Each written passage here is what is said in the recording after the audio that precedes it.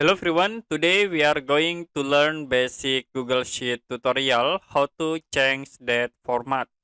So as example I will type date and format. You can type 02 slash 02 2025.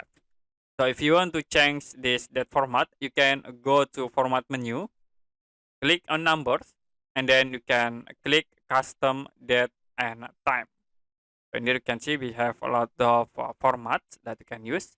Like I will use this option. You can click apply to be automatically changed.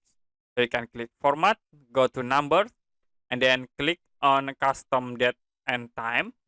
And you can search for your format. Like I will use this format, and you can click apply. Okay, that's it for basic Google Sheet tutorial how to change that format. If you have any question about tutorial, you can comment below this video.